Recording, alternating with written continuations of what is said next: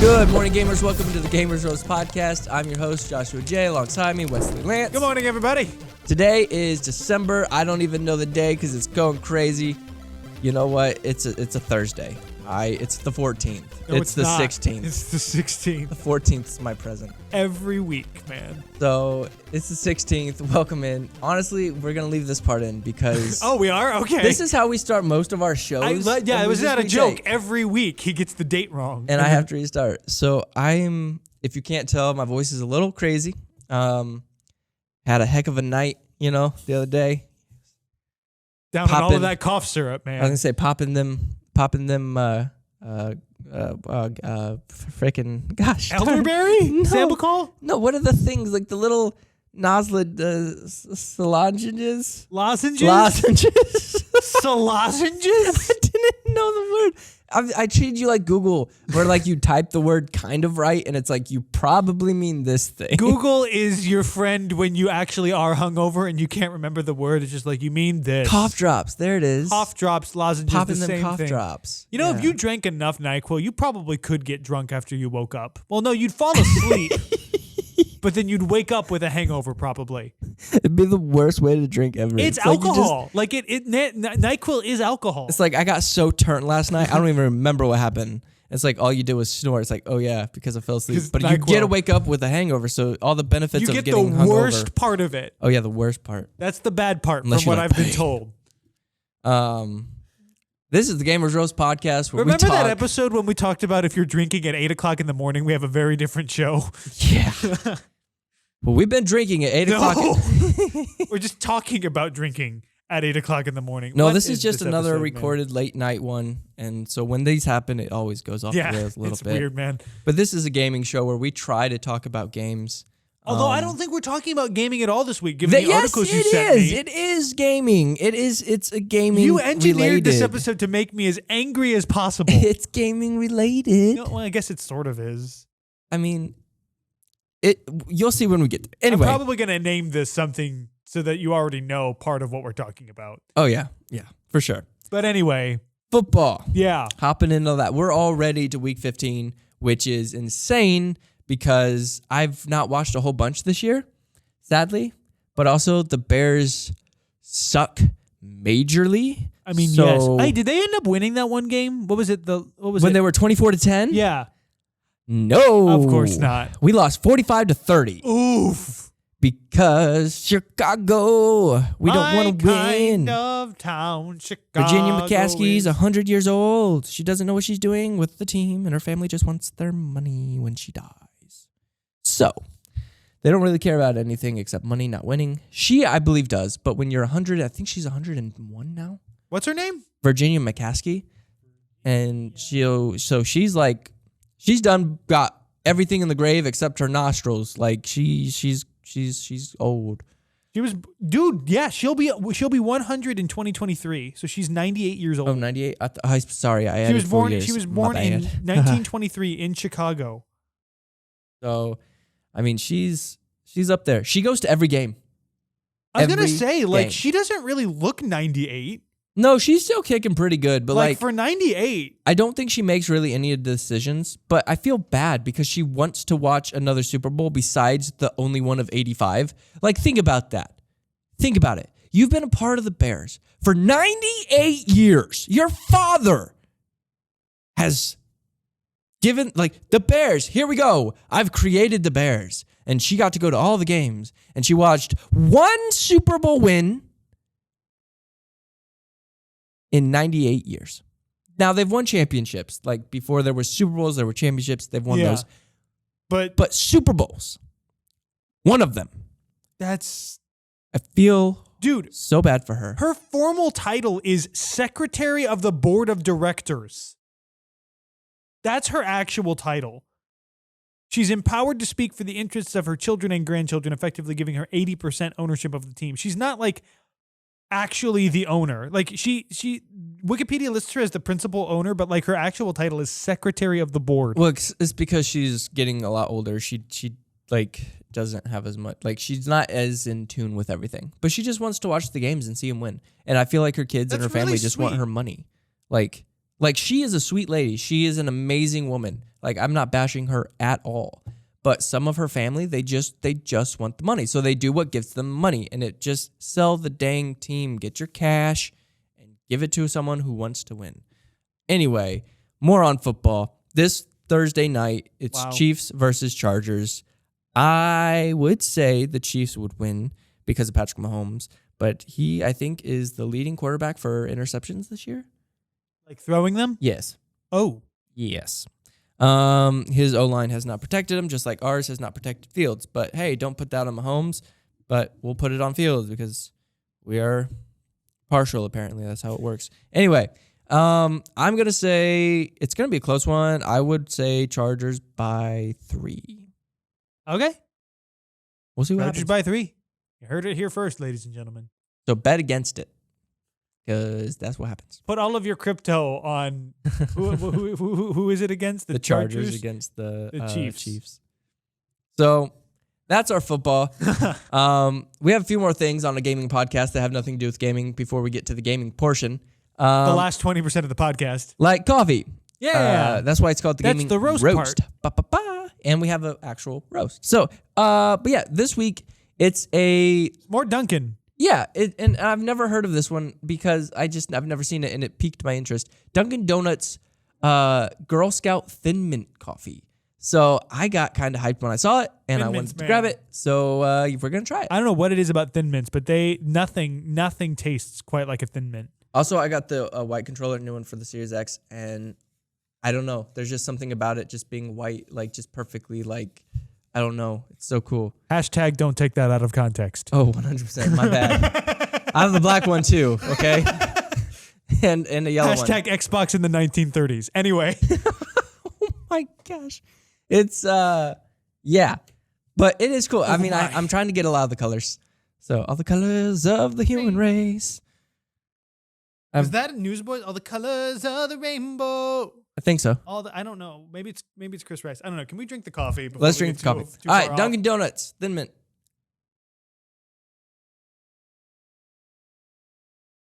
Ow. That's kind of disappointing. Shut your mouth. I haven't had coffee today. What? And this is beautiful. Oh. See, it tastes to me like mint hot chocolate, but like not nearly minty or chocolatey enough. To me, it tastes like liquid Thin Mints. Like the Girl Scouts chewed them in their mouth and then spit them in my cup for me. That's disgusting, first of all. I know. Second of all, if you were to go to Starbucks and get a peppermint mocha, I feel like that's better.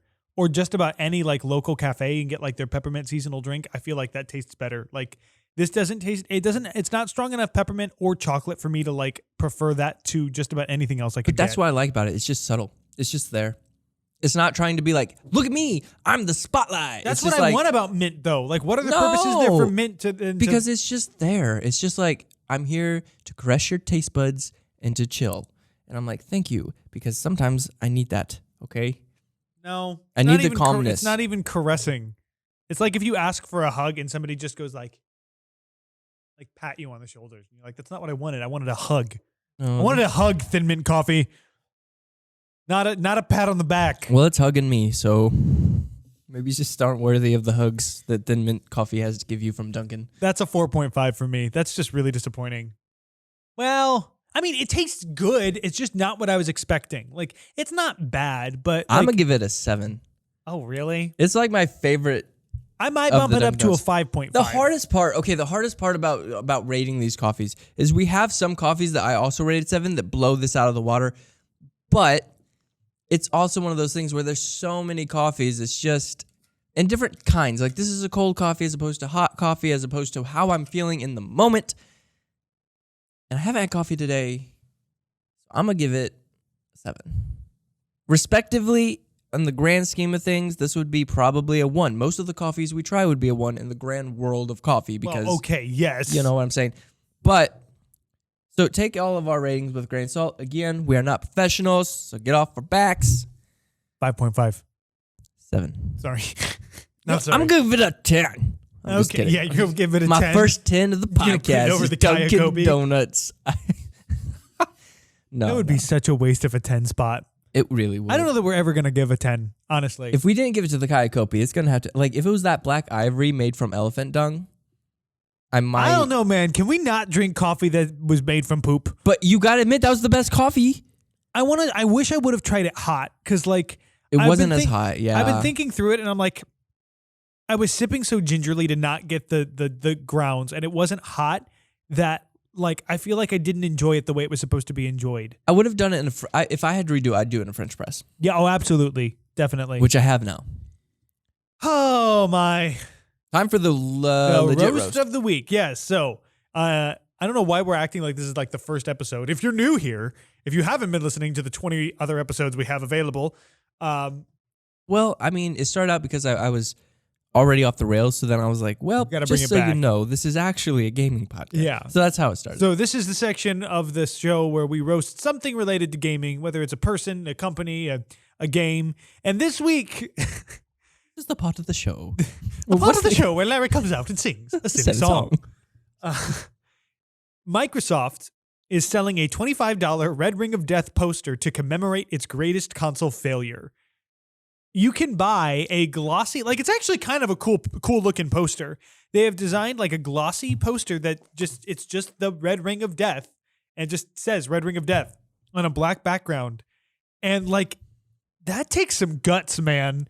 Because the whole reason the Red Ring of Death, I need to maybe we can. I say this every week that we're going to link something in the show notes, but I actually am going to send you a video. There's a video. Stop Skeletons from Finding did a video on the Red Ring of Death, why it happened, and it essentially happened because Microsoft was in such a rush to get the 360 out for the holiday season that they knew that there would be problems with the design. They just crammed all the components in the case and just said, "Don't worry about it." And since it was latent, the consoles didn't fail until like 6 months to a year after they were bought. So not only is this like a legacy of its greatest failure, it's a legacy of a failure they caused and knew what was going to happen. And now they're charging you $25 to commemorate it. I will say, I've had that happen to I had the Red Ring of Death. It happened to almost every first edition Xbox 360. Yeah. They did replace like pretty much every single one of them that people said, hey, this happened to me. Like I had a warranty for it. If you bought it new and that happened, you got a new one. So they did make it right in that aspect. So I do give them props for that. Well, I mean, can you give props for someone just correcting their mistake? I don't know. Yes, you can, because a lot of people don't. But when I saw that article, I thought I would like that. I kind of would like it too. Like it looks cool. I read into it and then I realized they're playing me. But I had to read through it and think about it before I realized they're playing me. Because if I just look at it, it brings back nostalgia. Not just of like, oh crap, I give them that sucks. But you think of, it makes you think of the 360. It does. It makes you think of that era. And that era was great. Why? Because I had no responsibilities. I had no care in the world except for why I don't have a girlfriend. I'm only 16. And also, what game am I going to play tonight with all of my buddies till 4 a.m.? Like, it was usually Halo or Modern Warfare. And it was just, I don't know. So it brings back those memories, not the really bad memories. Like, yeah, it's playing, and it is a cool designed your emotions, poster. Man. And honestly, the Red Ring of Death is an iconic part of gaming history. It's a terrible part, but like, so is E.T. for the Atari 2600, but yet everybody remembers it. And I would probably buy a poster of the E.T. cover, like, ironically. Yeah, it's a part of gaming history that, I don't know, Xbox is so interesting because they came out when there was the Dreamcast, when you had Nintendo, when you had PlayStation, and it was like okay, so I listened to these people who went on a podcast, the original people, the people behind the design of the Xbox, and they talked about getting it started, and the guy talks about how he was talking to one of his buddies who was a reporter, and they're still friends to this day. They were both the reporter and one of the main devs working on the Xbox were good friends. And one of them was in the van with all of the, what are they called? The people that put out the articles, put out the trailers, put out the... Like the marketing team? Yeah, marketing team. He was with 3 people on the marketing team, and they were going to film and like do different things with this.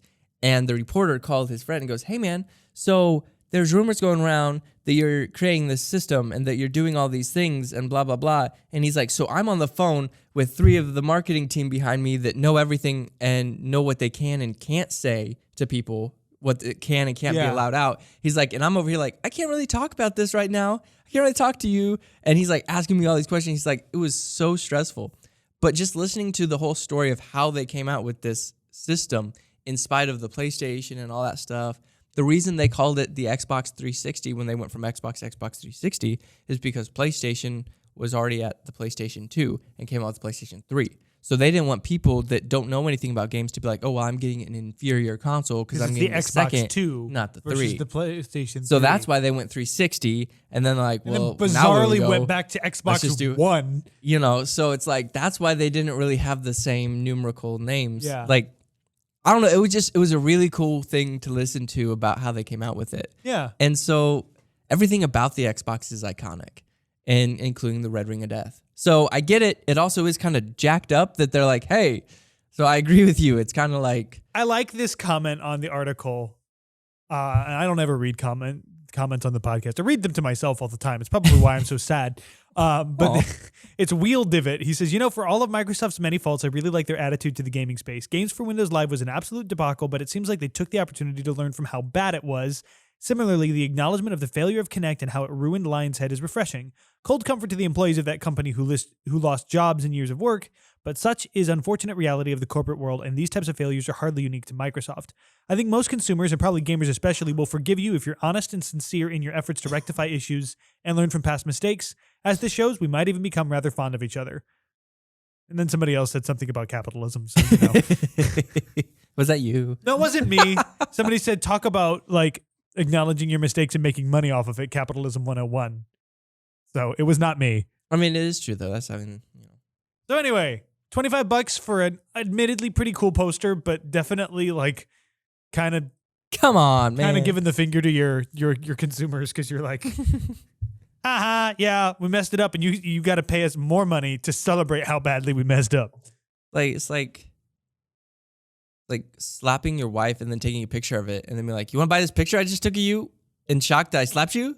And it's like, you would die. That is a surprisingly accurate metaphor. You would die. But over here, we're all like, okay, for sure. Here, take my money. I didn't need $25 for food or anything. Just take my money.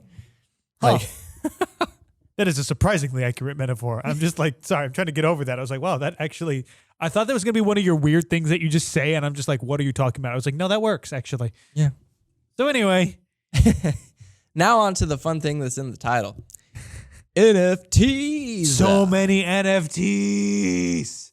So I saw this article on Kotaku and I was like, okay. This article gives me life though, because this is the most sarcastic gaming article I've ever read. And I love it. It's by a guy, Double Z is what I call him because his last name is Zach Zwiesen? Zwiesen?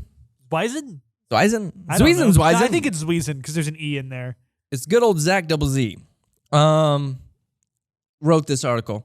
The title of the article is Peter Molyneux's Molyneux. What? It's Peter Molyneux. Oh my gosh. It's French. French? Why did the French ruin everything? I could say this I've heard this pronounced. I know it's Molyneux. All right. Peter Molyneux. Peter Molyneux. His next game is a blockchain business sim featuring NFTs because the future sucks. That's literally the title. And I was like, okay, you got my attention, Zach Double Z. So I started reading. The very first line says, the Fable creator announced the new game yesterday during some NFT gaming event that you didn't know happened. And I started laughing because it's hilarious. He forgot a period there, by the way, too. He went on to say, he's like, have you ever been wondering what Peter has been up to lately? Well, in a move that very few will find surprising, the infamous designer is jumping into the world of blockchain gaming and NFT bullcrap.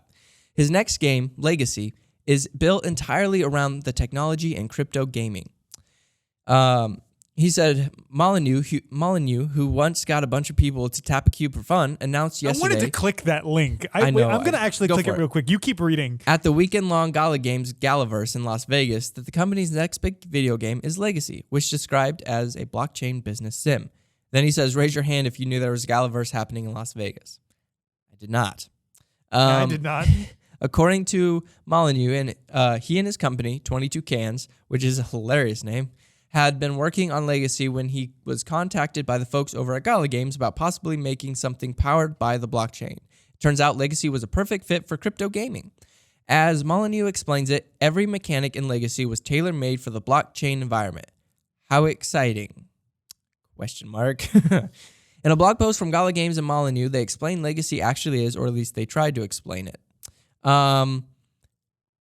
It looks interesting. You can buy land and everything like that. If you wanted to, just for anyone that would like, if you wanted to actually buy a Gala node license, which it's a license required to operate their Gala nodes, and I don't know exactly what those nodes do, but apparently you can get some like rewards for it. It costs you a whopping 49,559.782 of their Gala coins. Now, one Gala coin is equal to, as of today, 50 cents in USD. So they're asking for 75 grand in order to do that. However, if you would have got in at the beginning of November, they were only asking for 15 grand. So if you would have put 15 grand in, you'd be up to like 75 grand now, which is insane for a 2-month jump. But that's crypto for you. Tomorrow it could go down to zero. Have fun, ladies and gentlemen. I swear. Gamble responsibly. We are on the verge of some kind of... There is no way for a monetary asset to be this volatile and not have some deep-seated consequences. I feel like I'm waiting for the other shoe to drop. And they've been waiting for so many years for Bitcoin. So welcome to our crypto podcast. So real fast. When did you become a crypto bro? I don't like it. I've always been a crypto bro. I just didn't have money and everyone told me it's not worth it back when Bitcoin was $8,000 or no, it was $1,000. I told my brother-in-law about it, $1,000. And he's like, I don't trust it. Not going to do it. And he had the money to do it. He's like, I don't want to do it.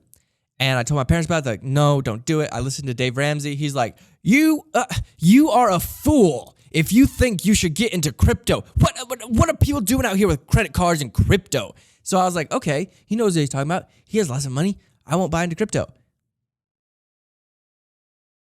Boop, boop, boop, boop. Salty. So, long story short, crypto, it does have backing behind it in certain aspects. All of the coins that are out there, no. A lot of them will fail? Yes. A lot of them won't go anywhere? Yes. Will you lose a lot of money? Yes. Can you find the right one? Yeah. Do I think Bitcoin is a good one? Yeah. Do you take my advice? No. The reason I'm saying no is because I'm not going to be held responsible for you. So don't listen to me, but also that's what I really, truly think. I just don't trust Peter Molyneux. I'm not saying to buy into Gala. This is the guy that promised in all of the Fable games that, they're each going to have their own routine. He was promising cyberpunk level stuff back in the early 2000s. Fable is a great game. The Fable games are amazing. It's not great, but it never lived up to the stuff that he promised. In fact, if you eat cake, your character gets fat. If you eat carrots, he gets skinny. And it affects how you run and affects how you jump. So that was actually really cool. San Andreas did that too. Really? Yeah. In fact, if CJ eats too much, you have to go to the gym and work him out. That's awesome. Because otherwise he gets too chubby. I don't know why I'm reading all the comments, but like all of these, like the first comment, in fact, Zach Swisen himself comments. He says, I had to double check before writing this that he hadn't already done some NFT crap because it seemed so much like a thing he would already be a part of.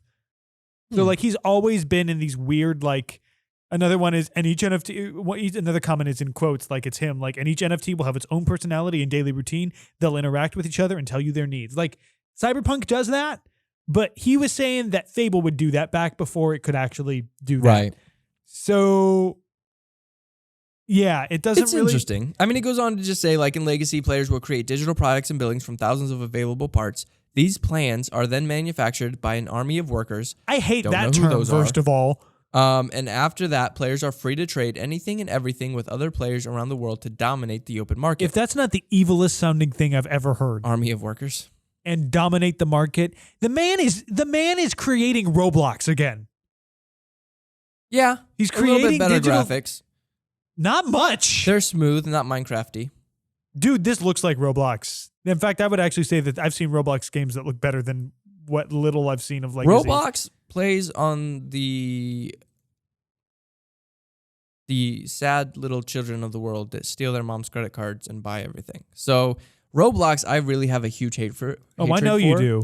Because it's like, we'll give you this lawnmower for free. You can cut one blade of grass with these scissors. It's like a scissors. And you're like, oh, can I move up to the shears? And it's like, yes, after 10,000 hours of playing, or a small little price of $5,000.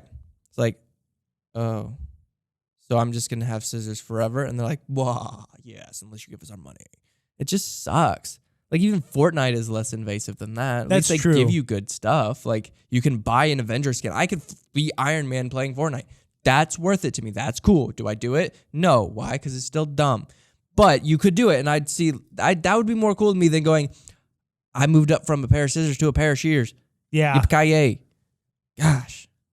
Good gala. Anyway. This is weird. So yeah, if you want to buy a node.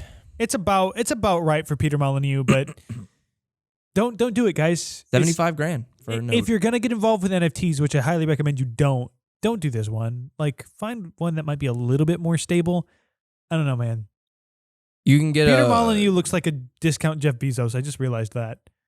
You get dead claim, George. You can buy a boat. Someone made a boat for $74,000. Oh my gosh! And people are buying it. I gotta get in on this. I need just dude. If I just sold one NFT for like $10,000, someone's selling a Caravelle for $1.2 million. Meaning it'd be $500,000 for an in-game boat. What the heck? But they're sold out of docks, so you can't even build a dock for it. So good luck. You got a boat, you got to run ashore. But they have a lighthouse and a wharf. Oh, man, dude. Gaming. Back when gaming was Modern Warfare 2 and Halo was so much fun? Back in my day, when we didn't have these NFTs, you just bought the game and you knew what you were getting. When you just yelled at people, you know what I'm saying? Like, back when verbal abuse was cool. Part of the game. They're sold out of celestial places. So I guess heaven's off the table. You could have bought one for $3,000. The Catholic Church be like. Oh my gosh. I don't think, can I say that? Well, you did. They don't do that anymore. They don't do that anymore. Some do. For a while, anyway. Sorry. Oh, hey, look at that. It's selling for 51 cents. So all the prices are totally wrong. But it could be down to zero by the time you're listening. Anyway, I thought that was hilarious. I mean, some things like Mark Zuckerberg's metaverse, do I truly think that that's going to happen? Yes, I do. He has... Yeah, I'm really worried it's going to happen. But I think that he'll actually make it work. He has the power to back it up. Right. These people are just trying to hop on and do... It's like one of those... It's like Battle Royale that all tried to be Fortnite. You know what I'm saying? Yeah, there were a lot of Battle Royales there for a second. And some of them did work, some of them didn't. The ones that ended up working and actually becoming great, you got PUBG, but that even... I think PUBG was before Fortnite. It was. And it kind of fell down. That was like the Bitcoin, but Bitcoin's not fallen down yet. And then you got Fortnite, which is like Ethereum, which Ethereum's shot up real quick overnight. Everyone's like, oh my gosh, and they think that that could be just as good as Bitcoin. So then now you got those two, right? Your two staples. That one, fell off a little bit. But then, yeah, Apex came out, which has been great. Apex is a good one. You have Modern Warfare, which sucks, but it does get a lot of traffic. And then you have a bunch of no-name ones that have been kind of like, Like Battlefield 5 had one that sucked. I forgot about that. I mean, exactly. And that's what's going to happen with a lot of these cryptos. So gamble responsibly on your cryptos. But it's just, that's how it is. People come out with... And that's why I feel like this one is. He's just trying to ride a coattails. He's like, well, I made a game you can make crypto money on too. Crypto money. And it's like... That does sound like the way he would talk about cryptocurrency, though. It's crypto money. You get the crypto monies and you spend them on things. Spend the crypto money. So if you guys want a real big... If I was to give someone advice on what to invest in the crypto market, I would say Bitcoin. Are you going to make a huge profit? No. You could probably, I would say in the next 5 years, double your money that you invested in. Uh-huh. But that honestly becomes more of like a normal stock. You know what I mean? Yeah. It grows a few percent every single year steadily. There you go. If you want to take chances on some of these other ones, you got to get part lucky and part have a guy that creates it that is successful. You're betting on the dude making the thing, not the thing. Yeah. You know? But that's also how just investing works. Like Exactly. you find somebody you believe in, you put your money behind it, and if it fails, you eat the cost. Yeah, people laughed at Elon Musk. They laughed at Jeff Bezos. People laughed at every single person that's like, I'm going to invent the next big thing. Everyone laughed at them. So some of them obviously made it work. The Wright brothers, we're going to fly. Everyone's like, no, you're not. Well, now we to be hop on fair, jumbo jets. they also laughed at all of the people that like failed miserably and were forgotten. So like, yeah, that's true. They also laughed at Noah when he built the ark, but guess who was Basically- laughing as so he was sailing basically- across the bodies. basically, the moral of the story is people are going to laugh at you regardless of what you do. So build an ark. What? I was talking about Noah. Josh. That's our cryptocurrency. We're gonna call it ARK. Oh my gosh!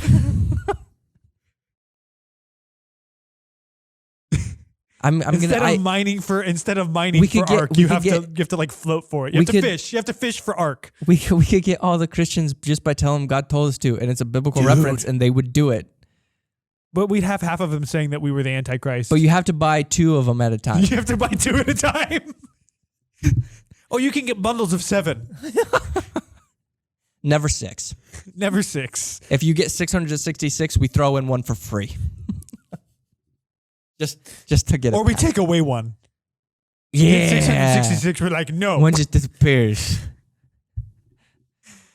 Oh my. We'll burn that coin. If you buy 666, you only get 665. The other one gets burned. Anyway, Wow. moving on from crypto and our dreams my. of making the ARK coin. Don't steal it.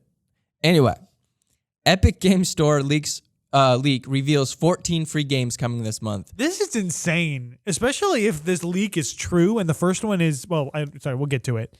Yeah. Okay, so Tyler Fisher is the guy that posted this on the comic book gaming website. It's just comicbook.com/gaming/news/Epic Game Store free game December 2021 /? We'll link it in the description below. Says, according to a new report, Epic Game Store is giving out 14 different free games between now and the end of the month. If I'm reading too fast, I apologize. I had coffee. That was not in the article. And the first of these 4 free games giving out next week has been revealed. Unfortunately, the report does not name drop what all 14 games are, but it appears that information gathered from data mining, I just read that all out of order, but it appears to be information gathered from data mining. Cool. That said, we will have to wait and see what all these games are. Meanwhile, look forward to getting Shenmue 3 next week. Shenmue. Shenmue. Oh my gosh, I can't read anything. Shenmue 3 next week. The leak comes the way of Dia Labs, who has built a reputation for leaking free PlayStation Plus games nearly every single month. So he has a reputation, and it's a good one. As always, once the game is made free, it's yours to keep. There are no strings attached, as being an Epic Game Store user costs nothing. As for leaked games, Shenmue 3, it debuted back in 2019 via developers WiseNet and publisher Deep Silver. As you may remember, the long-awaited 3rd installment in the cult classic series failed to light the world on fire critically or commercially, but it's pretty notable. It's a pretty notable freebie by Epic Game Store standards. It's far from the biggest, but it's more notable than many of the free games given out this year. So that's cool. I think if they actually do 14 free games this month, it's gonna be like Merry Christmas, everyone. That's insane. I mean, it kind of sucks that I have to run them on my computer, and my computer can't really do that. But yeah, but I don't know. I mean, it's not for me because I don't computer game either.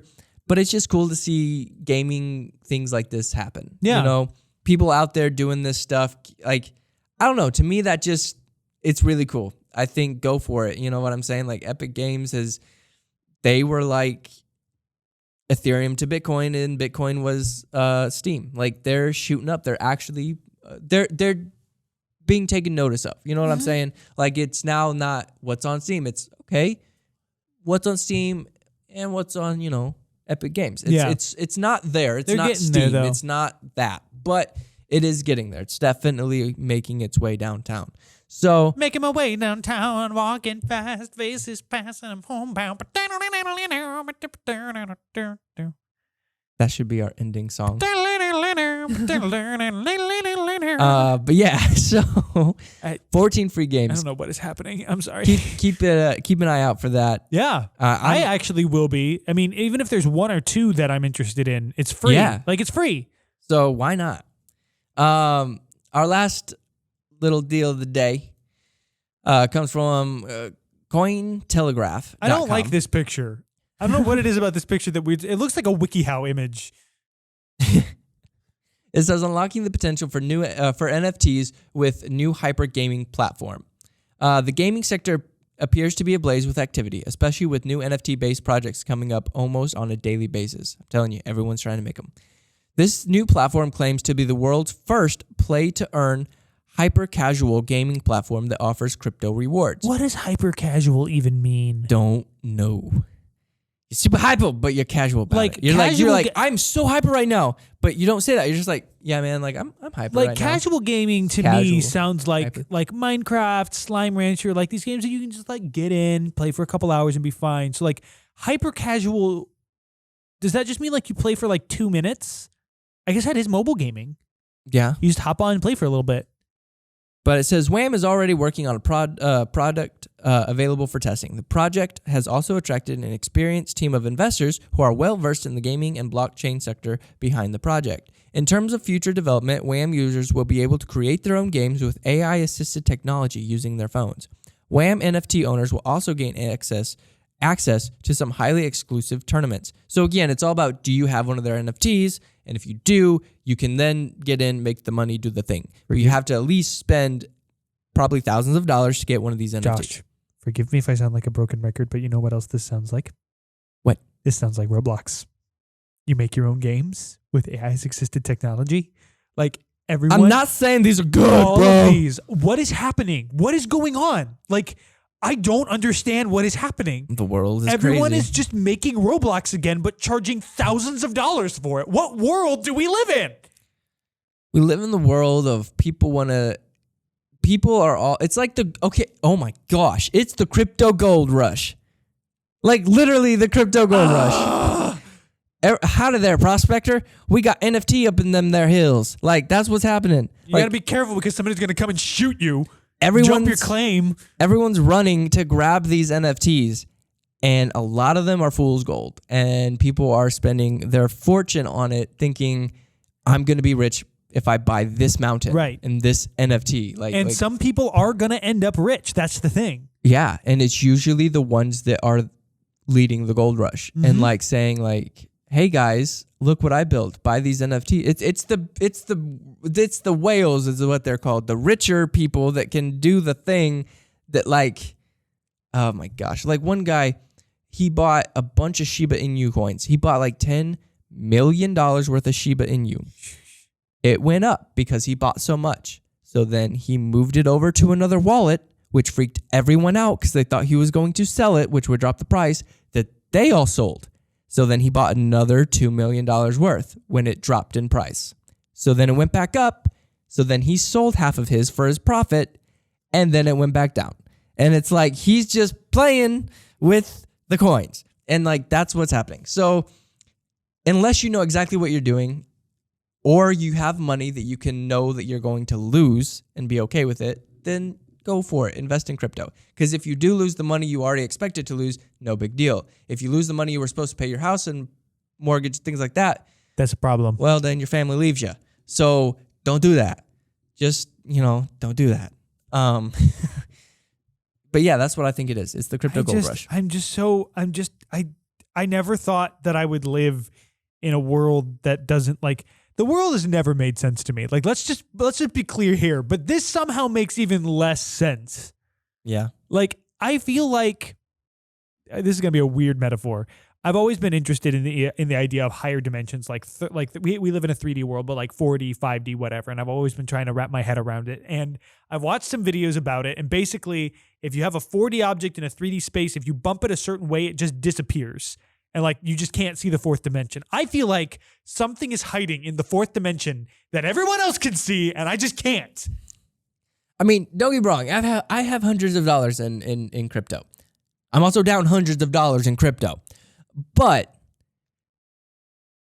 I'm not even talking crypto. I understand crypto. I don't. You mean NFTs? I mean general. NFTs. I mean this obsession with this thing that we don't own, we can't see, and yet we are okay with spending so much money on. Because it's people that if you tell someone if I tell you someone became a millionaire by doing this thing, a bunch of people are going to do that thing in hopes to repeat being a millionaire. And the sad thing is it's not going to happen for 99% of people. I'm not even talking about the people trying to get in on the money. I'm talking about the people spending the money. But that's what I'm saying. You spend money, so you buy some of these assets, like the fish that Carly made that she's going to sell for like a couple $100 and hopefully it sells. We'll see. That other people are selling fish for hundreds of dollars. You put them in your world to make your world more appealable, like appealing to people, so that they come and play the game in your world and give you money and rent your server, rent your little platform thing. So it's like you're spending the money to somehow make more money. I don't know. You own it, then you could sell it for more money. Like someone bought an NFT picture and ended up selling it for like 4 times the price. And it's like, cool. So then everyone's like, well, if I buy this thing, it's an NFT. There's only a few of them. If I buy it and then sell it for more money, and it just doesn't always work out. And that's what people are trying to do. I don't know, man. This thing launched in February 2021 as a public beta. Wham reached more than 2.5 million players in less than 2 months, with 10,000 player tournaments and over 3.5 million players by November 2021. After the initial success, the creator decided to create the mobile app, which has already been downloaded more than 180,000 times. On the Wham app, the more a player wins, the more their in-platform rank grows, just like normal real-life leaderboards in competitive sports. Once a player advances their rank, they can participate in more rewarding tournaments with higher entrance fees, of course, and reward pools. So again, online game gambling, essentially. You're paying X amount of dollars and you're playing a game to But you're betting on yourself. Which is better than just betting on luck. I get that. So that is true. I mean, I guess that happens with other tournaments. If you're like, I want to enter a MMA tournament, and like, well, the cost of entry is this much, like whatever. I get it. Each tournament has a reward pool where Wham app adds a fixed amount of Wham coins for every player who pays the entrance fee. At the end of the tournament, the rewards are distributed algorithmic. Can you pronounce it? I can't. My mush mouth. What? This word. Algorithmically. Thank you. I just couldn't get it. I was like, nope, not going to happen. To a percentage of top players based on their score and ranking. Using the app, players can participate in tournaments to win rewards, create their own games with AI-assisted technology, trade NFTs winning in specific tournaments on the marketplace, build their player profile by winning tournaments, grow an audience of fans to engage with them through custom tournaments, own games and tournaments as NFTs to get reoccurring revenue, and grow a following by hosting tournaments and promoting them. So, if you think about getting the Wham app and just hopping into a game to make money, it doesn't necessarily work that way. There's a lot more to go involved with that. I do appreciate that there's some barrier to entry here. Yes. Yes. Like, so, they're not just saying, like, they're not just promising the moon with no effort. Right. You got to win. You have to have a following. Got to get good. Like, you can own games and tournament NFTs, but those cost money. But then you can rent out those tournaments to other people to play and get money, but you will also get recurring revenue. You can host tournaments and promote them, which is cool, but you grow a following. It's like when everyone started hopping on Twitch, like, if I just stream my games, then people will come watch me and I'll make a bunch of money. It's not how it works. It takes building, just like our podcast. Not a lot of people watch it. We still do it because we hope that one day a lot of people will watch. Well, and also we're having fun. Like, it's a blast. That's the key point. Other thing. I'm not doing this for money. I don't care if I think we've made $1. Oh, really? Have we? Yes, I think it's up to $1. Hey. So, $1. We've done it for now 21 episodes, 21 weeks, 25 weeks, 24 weeks, something like 21 that. 21 weeks, yeah, well, 21. Well, 21 episodes, but I think we've missed like 1 week. But that being said, you got to do these things. If everything you do is just revolved around getting money, including playing video games for money, it usually doesn't work. If you want to get this because you really want to make your own video game and this is a starting point, you're like, I could have AI assisted to help me make games. Cool. That's awesome. Do that. If it's good, people will want to play it. You know what I mean? If you want to get into tournaments and you actually love the competition like that, do it. Get into it. You might make some money on it. That'd be awesome. Yeah. If you're like, I don't really do much mobile gaming, like me, I don't do much mobile gaming. I'm not going to hop into this and try to win money because I'm probably going to lose my money. I'm probably going to invest into it and be like, okay, I'm going to play this game. I bought the entry fee and I lost because I'm not good at it because it's not my thing. So you got to really understand where all this stuff is coming from. And I think that that's what a lot of people don't do. They get in it for the hype and the money and then they lose. Yeah. But this is for people. And this one, if I was to recommend this or Gala, I'd say this. Like this. Oh, yeah, definitely. Do this one. Like, not saying it's going to succeed, but the chances are way higher than the other Gala. dude that just Peter Molyneux. Yeah. I just think it's weird because, like, ironically enough, the people that are in it for money usually end up making the worst products because people can tell when it was made. We talked about this in one of our episodes, developing out of passion instead of for profit. Yep. Like when you're developing for profit, people can tell. Well, that's why like making NFTs can be difficult because if you're making it solely to try to make money, that could be difficult. Yeah. But if you loved the game and you're really trying to make something that you want to use in the game, you're going to make it great. And then when you put it up for sale, people will be like, oh, dang, that's actually done really nicely. I'm going to buy that. Yeah. So to each their own. I mean, like I said, be careful with this. Don't spend money you don't have. But, oh, man. I don't know. NFT gaming. It's weird me out. I do believe a lot of it's the way of the future. Crypto gaming, everything like that. I do think that it's all going to slowly go towards metaverse. It's all going to make it that way. It's all going to shift. VR is going there. It's happening. And I think all of it was spurred on conspiracy theory. Holy crap, 2020 was not only to limit in like lower population, but was also to get everyone into the idea of a metaverse, to be okay with going into the metaverse, to be okay with getting out of reality and into a virtual reality. If you would have brought this up 4 or 5 years ago, people would have been like, that's crazy talk. What are you even thinking? Now we're all like, oh yeah, let's do it. Next time there's another variant, holy craps. Like, you know what I'm saying? Like hop into your metaverse, stay at home. You can still go out. You can still go to coffee shops. You can still do all these things in the metaverse. You're home and you're safe. Don't go outside. No one needs to go outside. Don't look at the windows. Don't see what we're doing. Stop. If you look, you'll get killed. And then they'll just make an avatar of you that just walks around the metaverse and you're like, he's still alive. No, he's not. Sorry. That went dark. That went really dark. Metaverse gaming, Ready Player One, here we come. I don't like this. So, anyway, like I said, welcome to the Gamers Roast podcast, where we talk about multiple things and some gaming. That's pretty much all I had, though. My voice is giving out on me. It's like, what are you doing? Why are you talking? Why there? Why? No, that's not what I needed tonight. Oh, gosh, I'm sorry. It's okay. It's fine. Normally when you like say off the wall stuff like that, I'm like, oh yeah, ha ha ha, that's funny. I'm like, oh, actually no, I think every once in a while, I mean, broken clock is right twice a day, so that makes sense. Here's one of my times. I get one more, woo, but not today. One more time in your life, you're gonna be right. Probably. That's probably how it's gonna work. Ugh. 'Tis the way of me, said me. What? It's what Rocket says on Guardians of the Galaxy. He's like, when does he say that? The movie or the game? Ain't no one like me, says me. Okay. It's in the movie. Anyway. Okay, I haven't seen the movie in so long. Oh, I love Rocket. He's so cool. Anyway, thank you guys for tuning in. Again, it's a crazy one. Don't tune in. It's been... Go outside. Hug your loved ones. For the last few chances you get before Mark Zuckerberg controls the world. And the moon. Why the moon? Because Elon Musk claimed Mars. Oh, that's true. Sorry. I'm telling you, it's been a heck of a week for us. What happens when we run out of planets and they're all fighting over Uranus? They already do. What do you mean? Oh, gosh.